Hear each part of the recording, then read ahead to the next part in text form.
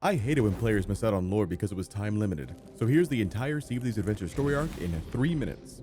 Shrouded Islands had a green fog to go over Golden Sands Outpost, and players had to work with the newly revealed NPC Belle to uncover the reason why.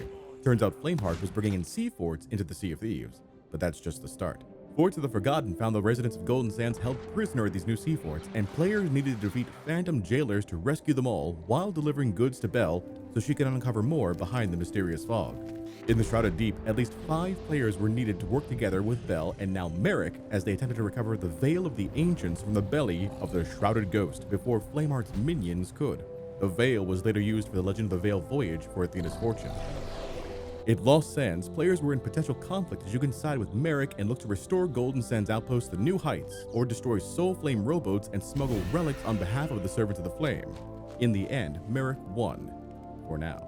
Turns out that Merrick was soon afterwards assassinated and sent to the Sea of the Damned in the adventure The Forsaken Hunter, and players would need to recover pages of a journal to unveil who was the one who committed this foul deed against the Hunter's Call leader, revealing Sea Dog member Amaranta as the killer. In the next adventure, A Hunter's Cry, players were tasked with sailing into the Sea of the Damned through the power of the Pirate Lord and defeat members of the Dark Brethren in order to safely release Merrick from their clutches.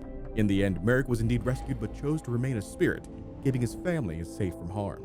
In the Siren Prize adventure, Belle, along with the Ancients and the Sunken Kingdom, would be at the forefront of this story. Players were tasked with collecting 3 treasures and delivering them to the Ancient Priest where, after defeating Reaper forces, the spirit of the Great Warrior would be released. In the Herald of the Flame adventure, players would encounter memories of Stitcher Jim. Tasked with discovering all of Jim's visions and journals, they would eventually lead back to Jim, now converted into a special Ashen Lord, protecting Flameheart's remains.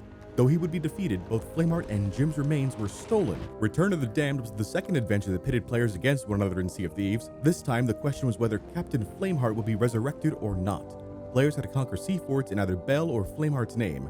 Eventually, Team Flameheart won, and Arthur Pendragon was lost to the Sea of the Damned.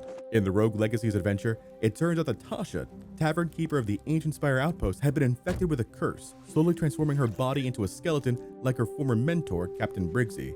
Players were asked to find pages from Briggsy's book and locate artifacts to help Madame Olivia and Tasha out.